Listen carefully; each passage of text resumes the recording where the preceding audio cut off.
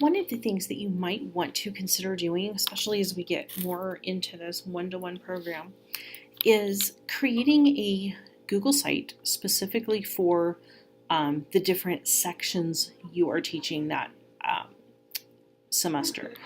I used to do this when I taught social studies, and it just made my life a lot easier. It might sound a little confusing having a different site for each class, but really it makes your life a lot easier. What I did here was I simply made just another Google site and I linked my different classes on here. So here's my 8 to 10 o'clock class.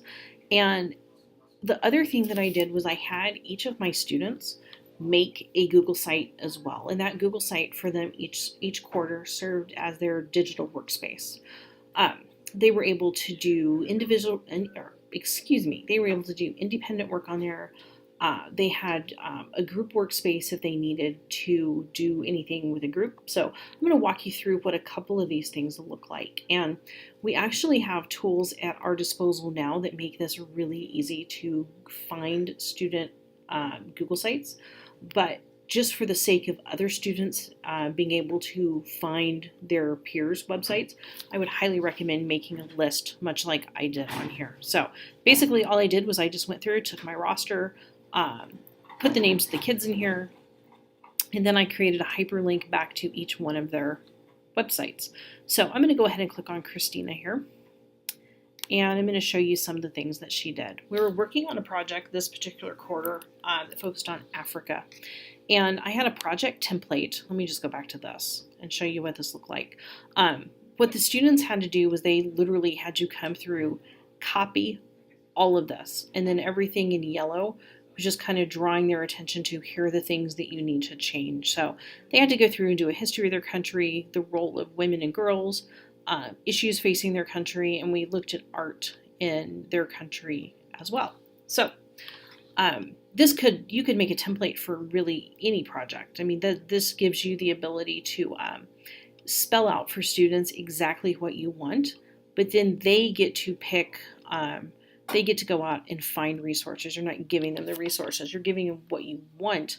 They have to go out and they have to come up with the actual information and content instead of just us giving it to them. So let me go back. I think I was in my 8 to 10 o'clock. And here's Christina's page.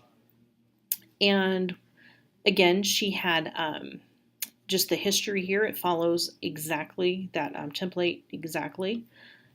And that makes it a lot easier to grade. I had a rubric and it was really easy to grade that. But this also helps students work on kind of the layout of their website and making things look good. That's going to be a key skill that students are going to have because eventually they will have their own websites, and that will be something that's important for them to know how to do. So I'm going to come back over here to my home page. No, I lied. I'm going to go back to the 8 to 10. And I just wanted to show you this group workspace. This particular quarter, we were looking at education in rural areas. And what we were doing was basically this was kind of just a brainstorming, a place where we could come in and brainstorm and share information.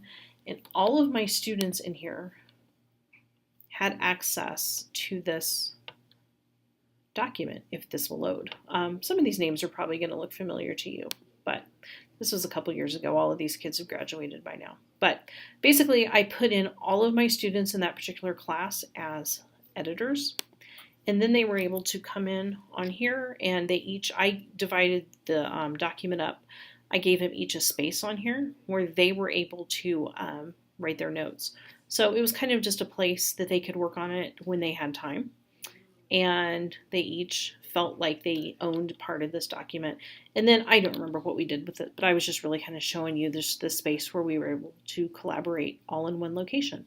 And again, since it was linked on my website, it was really easy for kids to find this document every time they needed it. So those are just some ideas, and I hope it got the gears in your own head turning. And if you want to try to work on something like this for next year, just let me know and I'd be happy to help you out.